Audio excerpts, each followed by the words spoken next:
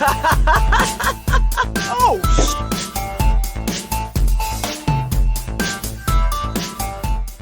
Hi friends, welcome to this week's episode of Dead Funny University. I am your host and fellow student Kelsey, and teaching us again this week is Chris. He is our resident Zelda expert. Yeah, you're a resident Zelda expert. In theory, JoJo might know more than you, but that's a theory. I don't know about that, but yeah. We can have you guys duel for like weird details at some point and figure out who knows more. That would be interesting, because I know he's played a lot of Nintendo, like that's his jam. So that is his jam. Growing up, my entire purpose in life before I jumped on my Final Fantasy craze was because Zelda actually used to be my favorite game of all time. It wasn't always Final Fantasy VII. It was Zelda first. Mm-hmm. And then I got bigger into like RPGs and stuff like that. And then that's whenever I kind of wanted to start moving over to Final Fantasy. So my first goal in life was to play every Zelda game out there. And I've done so. Including the little Zelda games that were on watches only that were made in Japan. I had a buddy who worked at that place isn't around anymore, so I guess it doesn't matter, Toys R Us. And he did a lot of like traveling over there and stuff, and actually had brought them back and let me borrow them so I could play them. So that's amazing. You're really lucky. Yep. So we are picking back up with the plot of Majora's Mask. At this point, we've been to one of the temples or two.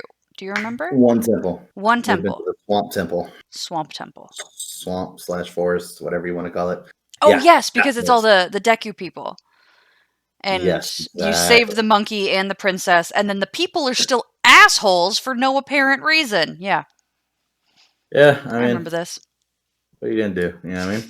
I mean, you did everything you're supposed to do. You saved the princess, you saved the monkey, like, you're done. You deserve the keys to the city. I don't see it that way, Kelsey. Yes, you do. They do not. I said they that way. I was like, you'd be on my side for this. They do not see it that way. You might see it that way, but they're they do not. They're like, shitheads. No, go fuck yourself. Yeah, go fuck yourself. All right. Somebody who's a Deku historian, Deku, whatever, don't care. A, tell us how to say it. B, explain to me why they are not on Link's side. Deku. It's 100% Deku. I just choose not to say Deku. It's 100% Deku. There's no ifs and buts about that. It is 100% Deku. All true fans are just like, I hate this. Oh, yeah, this is a Japanese game. I could have told you it was Deku. Duh, obviously. Yep. Okay, well, now I'm just embarrassed. It just sucks for me because, like, my entire life, I've refused to say Deku. And I've always said Deku because that's just what I called it as a kid growing up. Mm-hmm. And I was like, no matter what, I will always say Deku. And then now one of my top animes of all time, my favorite character, the main character, his name is Deku.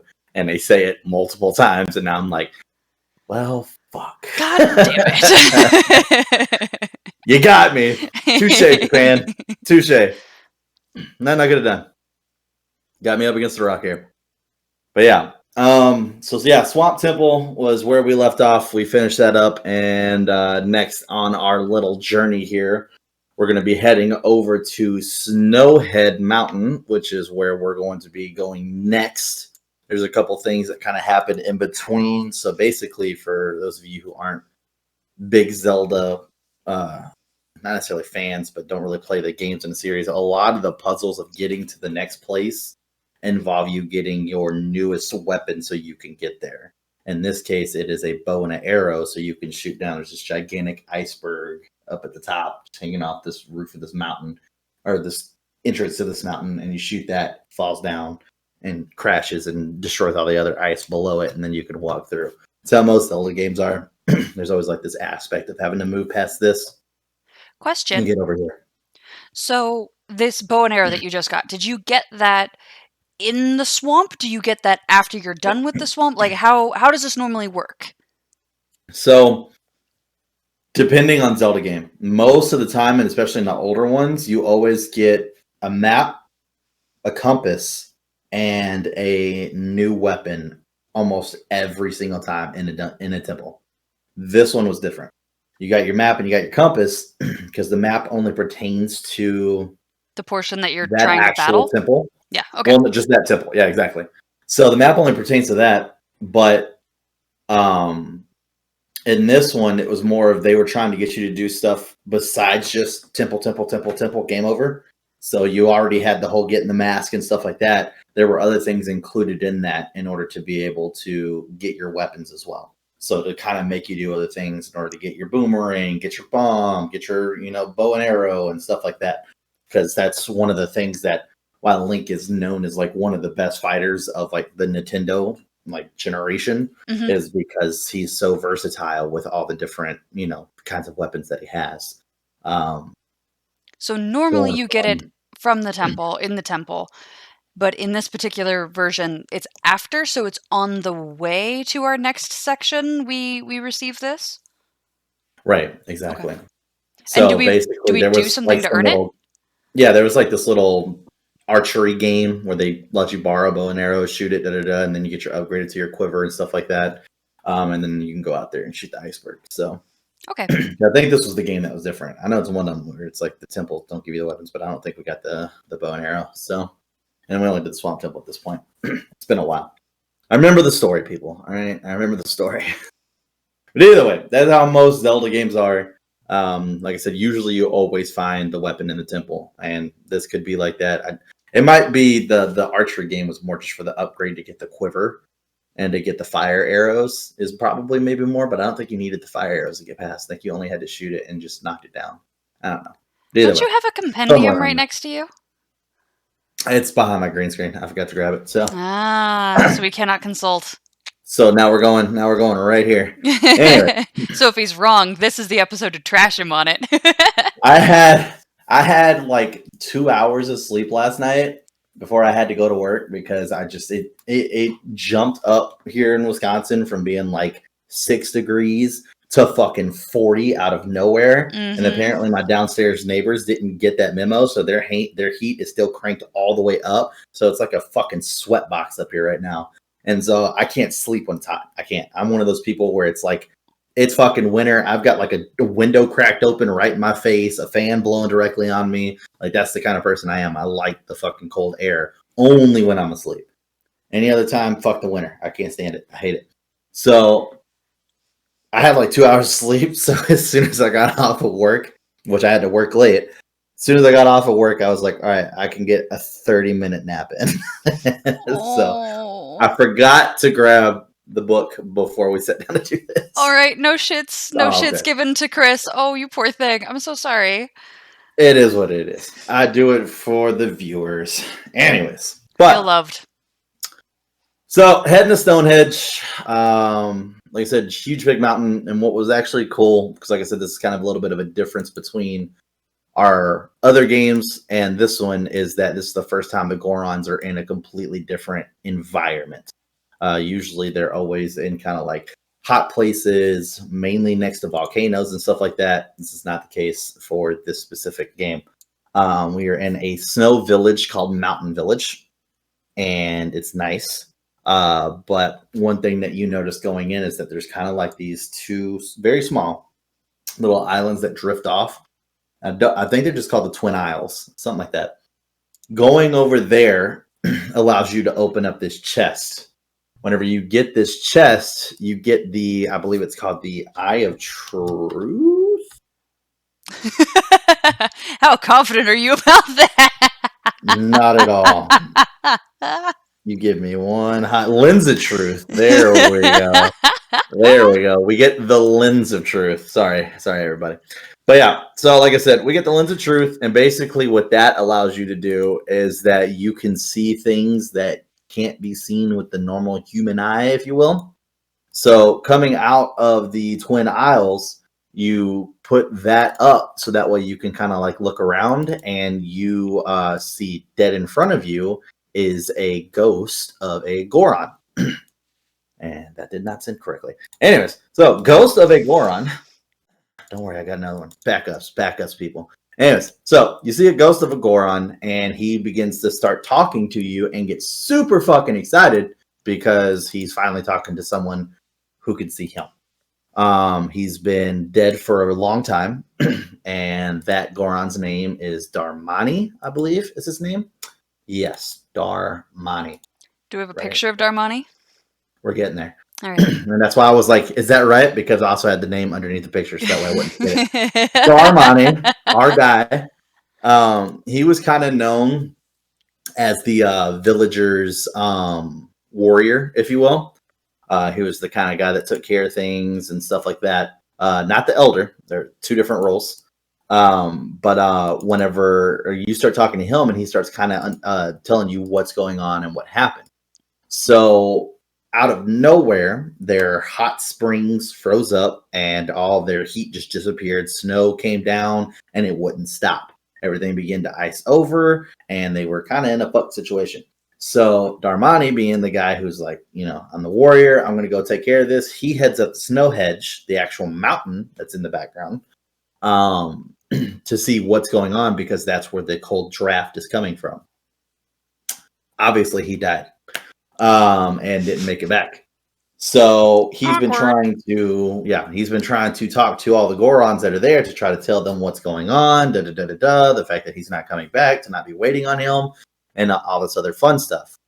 So he tells you to follow him, and you follow him. So the sad part about this one is that like he really actually cared about his people. Like he was definitely one of those that like, I do whatever I can for my tribe. Mm-hmm.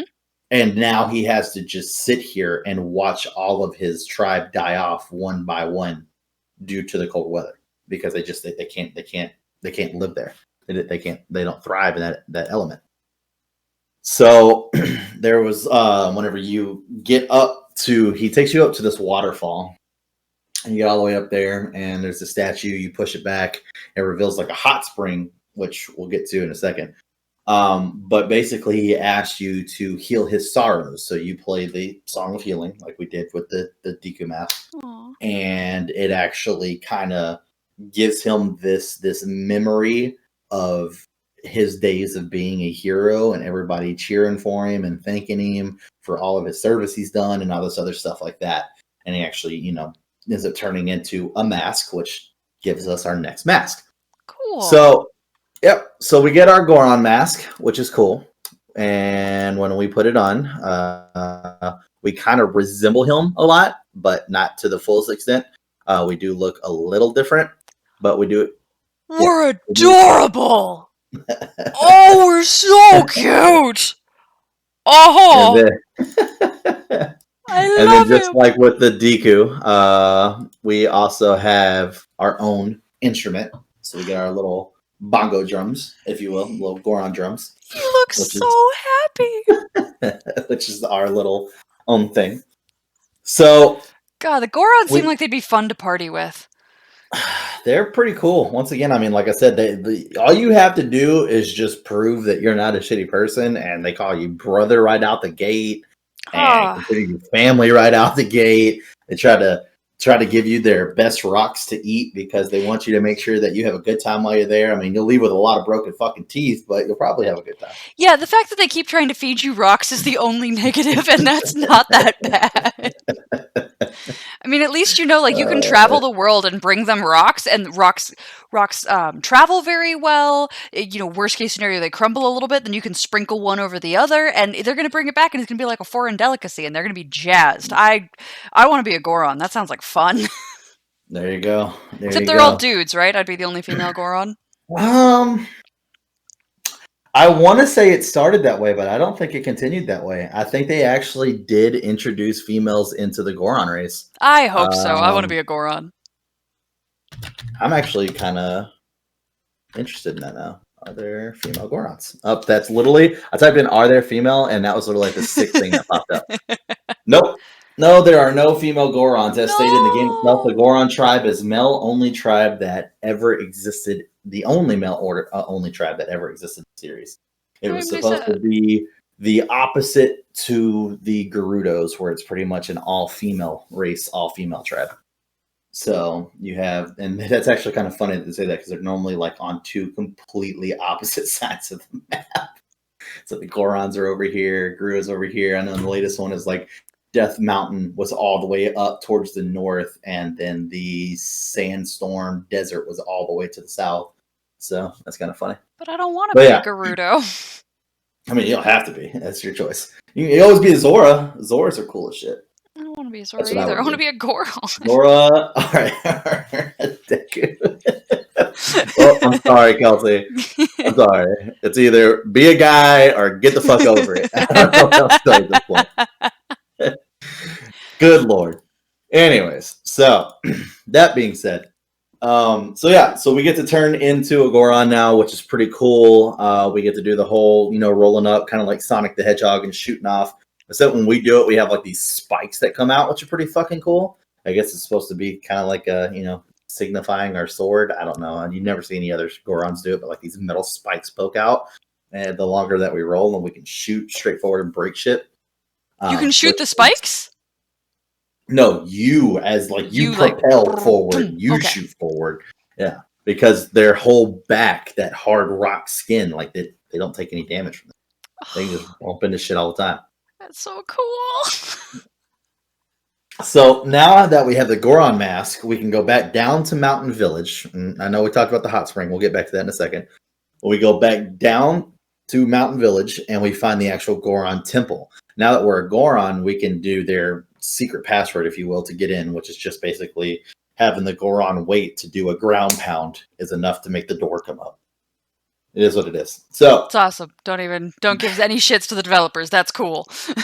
As soon as you walk into the temple, you hear the loud crying whines of a little itty bitty Goron baby. As you thought you melted with Goron Link, now you got the Goron Elders baby Goron son. All right, that baby is a lot less cute than Goron Link, but really, wow, it is. I'm sorry.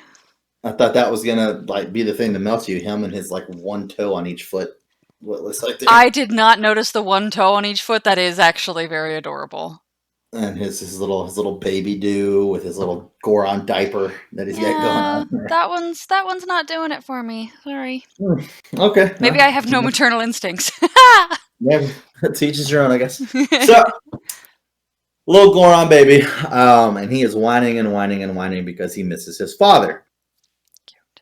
So, not being able to help the Gorons who are around him, who are hired there to basically, protect him because he is royalty, Link tries to set out to find the Goron's father. Luckily, it's not the dead Goron that we just got through saving. That would be awkward.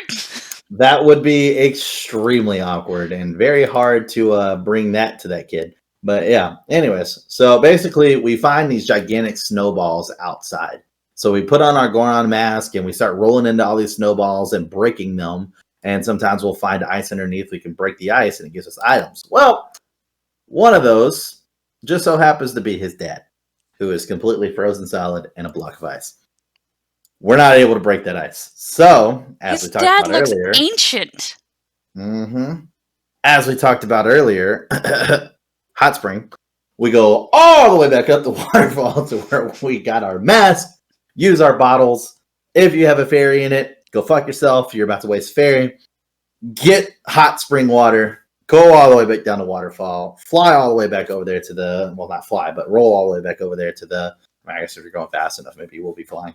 But whenever you hit those bumps, you get some air. It's ridiculous. So, do you have a time limit to do this? You know what? Yeah, I believe you actually do. I think that if you take too long, the water will get cold. Yeah, I believe so. The moment you said you had to go back to a hot spring, my eyebrow raised because I'm just like, no, hot spring water does not stay hot forever. Okay, good. Thank you. Yep. So then you pour the jar on him and it unfreezes him and he begins to start talking to you. So, as I previously stated earlier, we kind of look a little bit like, our homie here, Darmani. And with that, he thinks he's pretty sure that Darmani is dead. So he thinks that you're basically a spirit that has been conjured up by the Snow Hedge Mountain to get him to turn around and go back home and give up on his mission. So he doesn't want to have anything to do with you. So he just keeps slowly, walking forward because he's super fucking old. So you finally get him to stop and listen to you by saying your son is crying nonstop and he misses you. So then he finally goes, well, I don't know if you're a real person or if you're a spirit that's been sent here to tempt me, but if you're saying my son misses me, I have a job to do. There's too much for me to do. I have to save my people. You can go back and help my son. So he pulls out his one little bongo and is trying to teach you the Goron lullaby for his son.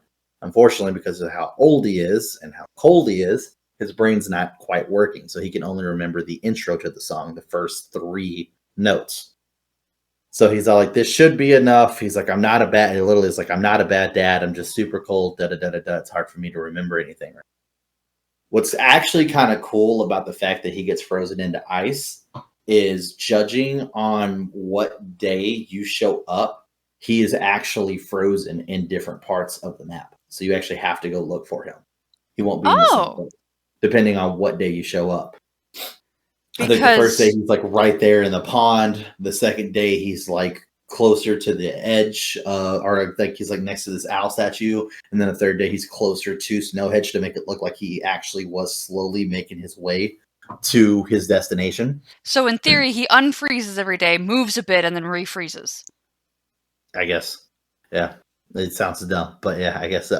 No, it's legit. It's fine. Slowly moves as a gigantic iceberg. Who knows? Yeah, it looks like his feet are pretty encased in that, to be honest. I don't think he's moving his feet. Yeah, I don't think so either. So you go back, and once again, the sun is crying, and you play the first 3 notes, and then you play the first 3 notes again, and then the baby stops crying, looks up at you, and goes, that song, I know that song, finish it. And Link's like, I don't know the end of it. And then the baby's like, let me teach you. So then the baby starts to sing it. And then it kind of gives him memories of his dad holding him and keeping him warm and stuff like that. And then the baby falls asleep, and then everybody else around you is like, thank God. So that's literally how they act. They're like, oh my God. So yeah, boom. That's amazing. So now it's up to you. So that way the old man doesn't go off and kill himself, just like Darmani did, to go all the way up to Snow Hedge Mountain. Now that you have what you need to do it, being a Goron, being able to roll, hit the ramps, and keep going, bust through the snowballs that are being hurled down at you like Donkey Kong with barrels, and continue all the way up to Snow Hedge. So you get all the way up there, and you go through the temple, just like normal. And we end up running into, and I don't really have like anything cool behind this one like I did the last one, because I couldn't find anything for that. I tried to see if there was any like cool little, this is the inspiration we took from. To me, and you can be you can weigh in with your own 2 cents here, I think that looks a lot like Ganon, personally, myself. Yeah. It looks like if you crossed Ganon with Horizon Zero Dawn monsters, like, you'd get that pretty quickly. That's awesome. Yep. So that's Got. He is the snow boss, and you have to fight him. It's Goat without the A. Mm-hmm. Okay. Pretty much. Got. Yep. Is what it is. I don't name the people, Kelsey, okay? I don't know what else to tell you. Oh, actually, it's Goht. They switched out the A for an H. It's okay. Yeah, that's what I said. Got. Yeah. It's just, I was picturing GOT, and it was just like, they were like, well, we made a mountain goat thing, let's just yank the A out, and now it's Got. And it's like, ugh. But they replaced it, so that makes it somehow better, like 10% better. Mm-hmm. So I'm going to stop with my judgment now, because I'm just being a salty ass. Please continue. Anyways, so with that being said, we beat that boss. We end up getting his mask. And then we end up moving on next to pushing us to the next giant, if you will. And he pretty much tells us the same thing, repeats the places, and says the 4 that are there, bring them with you, use this song. And he teaches us the same song again, even though we already know it. And then you get teleported out of it.